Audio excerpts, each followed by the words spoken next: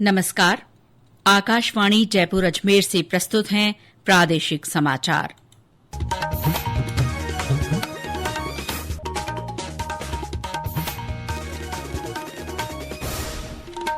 मुख्य समाचार। प्रधानमंत्री नरेंद्र मोदी ने युवाओं के सामर्थ्य को भारत के भविष्य के लिए सबसे बड़ी पूंजी बताया। रोजगार मेले में 51,000 नियुक्ति पत्र वितरित किए। उपराष्ट्रपति जगदीप धनखड़ ने कोचिंग सेंटर्स की बढ़ती संख्या को गंभीर संकट बताते हुए इससे निपटने की जरूरत पर जोर दिया। राज्य में गंभीर बीमारी के रोगियों के लिए पहली बार होम बेस्ड केयर यानी घर पर देखभाल सेवा की शुरुआत। और मौसम विभाग ने आज 12, झालावाड़, राजसमंद, सिरोही और उदयपुर में तेज बारिश का ऑरेंज अलर्ट और 27 जिलों के लिए येलो अलर्ट जारी किया। समाचारों के साथ मैं शीला चावला और अब समाचार विस्तार से।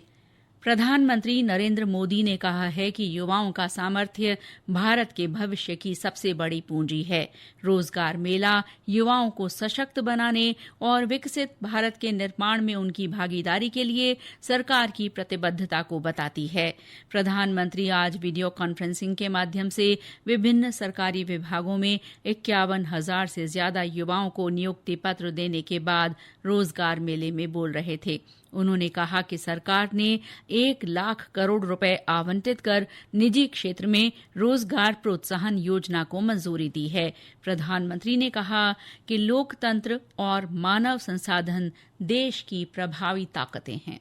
भारत के पास 2 असीमित शक्तियां, एक डेमोग्राफी, दूसरी डेमोक्रेसी। युवाओं का यह सामर्थ्य भारत के उज्जवल भविष्य की सबसे बड़ी पूंजी भी है और गारंटी भी है। हमारी सरकार इसी पूंजी को समृद्धि का सूत्र बनाने में जुटी है। 16वां रोजगार मेला देश भर के 47 स्थानों पर आयोजित किया गया।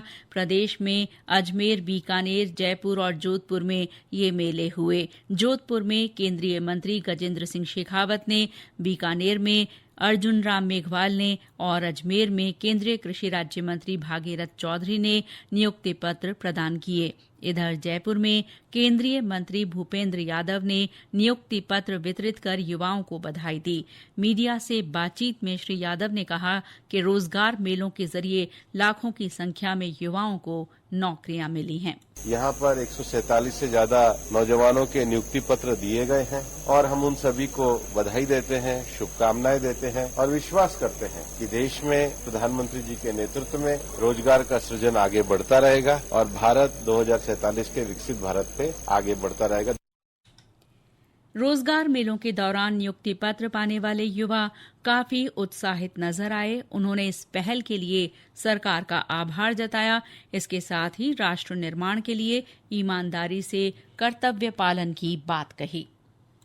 मैं सतीश बैरवा, बांदीकुई दौसा का रहने वाला हूँ। आज अजमेर मंडल के अंतर्गत डीजल मैकेनिक टेक्नीशियन 3rd के पद पर ज्वाइनिंग लेटर दिया गया है। इस रोजगार मेले में मेरे को ज्वाइनिंग लेटर लेके बहुत खुशी हो रही है। मैं धन्यवाद देना चाहता हूँ माननीय प्रधानमंत्री जी को कि ऐसे रोजगार मेले देके युवाओं का आप जोश बढ़ा रहे हो।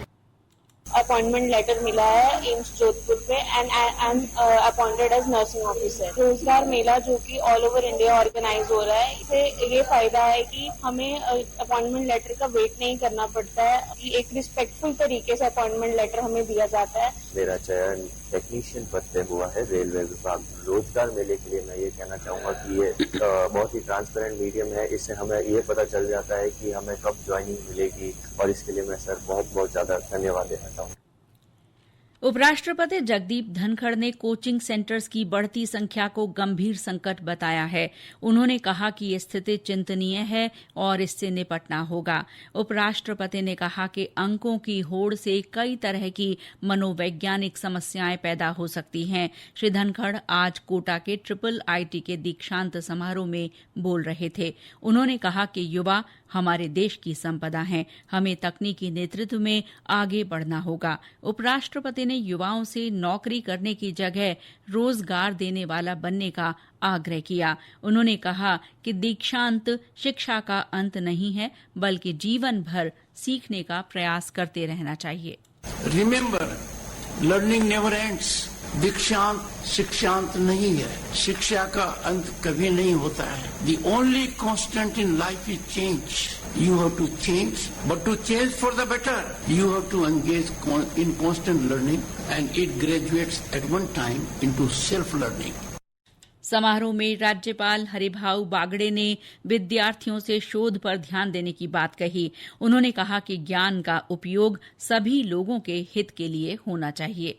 अपने ज्ञान का उपयोग समाज के हित में और देश के हित में भी आप दे, ऐसा इसका अर्थ होता है। यहाँ के शिक्षकों ने जो ज्ञान आपको प्रदान किया हो, वो आप सभी के जीवन के मार्गदर्शन बनेगा, वही आपका जीवन का आलोक बनेगा। मैं निरंतर ये बात कहता हूँ कि जीवन में कुछ पाने के लिए सदैव मन से कुछ सीखने की इच्छा बनाए रखना वास्तविक है। कार्यक्रम में 189 विद्यार्थियों को उपाधियां दी गईं।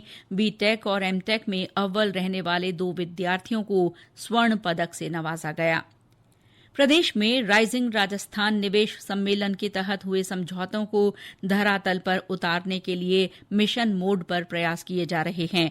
एमओयू क्रियान्वयन की समीक्षा के लिए 3 स्तर की व्यवस्था की गई है। इसके तहत 1000 करोड़ रुपए से अधिक की राशि वाले एमओयू की प्रगति की जानकारी मुख्यमंत्री भजनलाल शर्मा हर महीने ले रहे हैं। सम्मेलन के दौरान हुए करीब 35 लाख करोड़ रुपए के निवेश समझौतों में से अब तक 4 लाख करोड़ रुपए से अधिक के एमओयू की ग्राउंड ब्रेकिंग हो चुकी है। अक्षय ऊर्जा आधारित परियोजनाओं पर भी सरकार विशेष ध्यान दे रही है। इसके लिए 6000 मेगावाट आवर की बैटरी ऊर्जा भंडारण प्रणाली विकसित की जा रही है। ये समाचार आकाशवाणी जयपुर अजमेर से प्रसारित किए जा रहे हैं। प्रादेशिक समाचार बुलेटिन आप हमारे एक्स हैंडल @AIRnews_जयपुर, YouTube channel Rajasthan AIR news और फेसबुक AIR न्यूज राजस्थान पर भी सुन सकते हैं।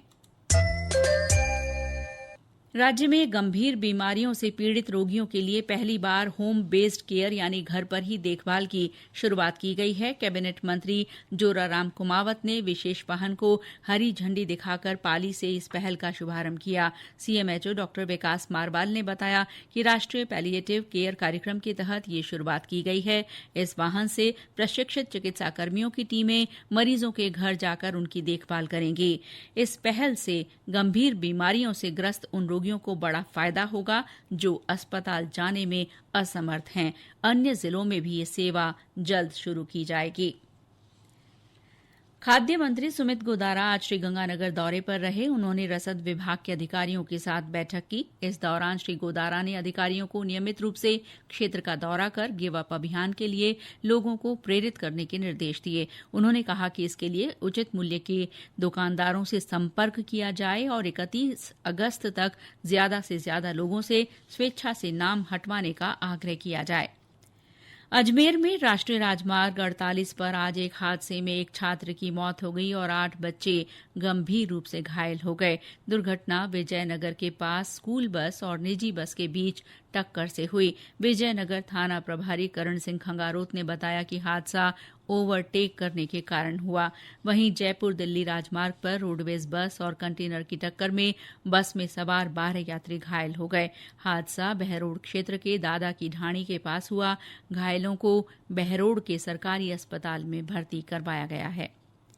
हनुमानगढ़ जिले का स्थापना दिवस आज विभिन्न गतिविधियों के साथ समारोहपूर्वक मनाया जा रहा है। सुबह रन फॉर हनुमानगढ़ हुई। इसके बाद विद्यार्थियों को ऐतिहासिक स्थलों का भ्रमण करवाया गया। स्थापना दिवस के अवसर पर वुशु सहित कई खेल प्रतियोगिताएं भी रखी गईं। वहीं इस समय सेंट्रल पार्क में सांस्कृतिक कार्यक्रम आयोजित किया जा रहा है। और अब मौसम। राज्य के ज्यादातर हिस्सों में अगले एक सप्ताह तक बारिश की गतिविधियों में बढ़ोतरी होने और कई जगह भारी से बहुत भारी बारिश की संभावना है।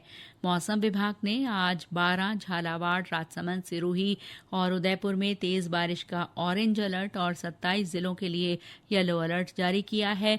मौसम केंद्र जयपुर के निदेशक राधेश्याम शर्मा ने बताया कि जोधपुर संभाग में अगले 3 दिनों में कहीं कहीं भारी बारिश और जयपुर तथा भरतपुर संभाग के कुछ हिस्सों में मध्यम से तेज बरसात के आसार हैं। फिलहाल एक साइक्लोनिक सर्कुलेशन आज हरियाणा और आसपास के उत्तरी राजस्थान के ऊपर बना हुआ है। इसके अलावा एक और साइक्लोनिक सर्कुलेशन मध्य प्रदेश के पूर्वी भागों के ऊपर बना हुआ है। साथ ही साथ मानसून ट्रफ लाइन आज सूरतगढ़, सीकर से होकर गुजर रही है। इन सभी सिस्टम के असर से आज से ही पूर्वी राजस्थान में भारी बारिश की गतिविधियों में बढ़ोतरी होगी। खासकर 12 से 15 जुलाई के दौरान दक्षिण पूर्वी राजस्थान में कहीं कहीं भारी तो कहीं कहीं अति भारी बारिश होने की संभावना है। विशेष रूप से कोटा संभाग, इसके अलावा उदयपुर संभाग और आसपास के लगने वाले अजमेर संभाग के जिलों में कहीं कहीं भारी और अति भारी बारिश के लिए ऑरेंज अलर्ट जारी किया गया है।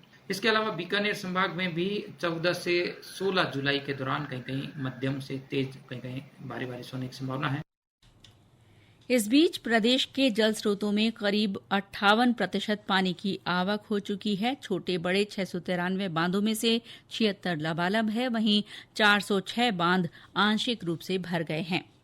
प्रदेश में हरित क्षेत्र को बढ़ाने के लिए मानसून के दौरान व्यापक स्तर पर पौधे रोपे जा रहे हैं। सामाजिक संगठनों, शिक्षण संस्थानों, कार्यालयों में पौधरोपण की मुहिम जारी है। हरियालो राजस्थान अभियान के तहत बाड़मेर के रतासर में आज स्कूली बच्चों ने पौधरोपण कर पर्यावरण संरक्षण का संदेश दिया। वहीं बालोतरा के असाड़ा में प्राथमिक स्वास्थ्य केंद्र पर पौधे लगाए गए। पाली के हेमावास गांव की गौशाला में पौधारोपण अभियान का आगाज हुआ। बांसवाड़ा के अमरथून में भी बड़ी संख्या में छात्र छात्राएं पौधरोपण कार्यक्रम में शामिल हुए। और अंत में मुख्य समाचार एक बार फिर। प्रधानमंत्री नरेंद्र मोदी ने युवाओं के सामर्थ्य को भारत के भविष्य के लिए सबसे बड़ी पूंजी बताया। रोजगार मेले में 51,000 नियुक्ति पत्र वितरित किए।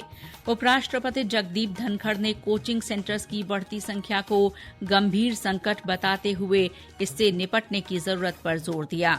राज्य में गंभीर बीमारी के रोगियों के लिए पहली बार होम बेस्ड केयर यानी घर पर देखभाल सेवा की शुरुआत।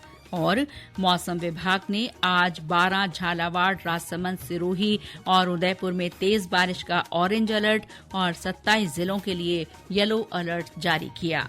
इसके साथ ही प्रादेशिक समाचार बुलेटिन समाप्त हुआ। नमस्कार।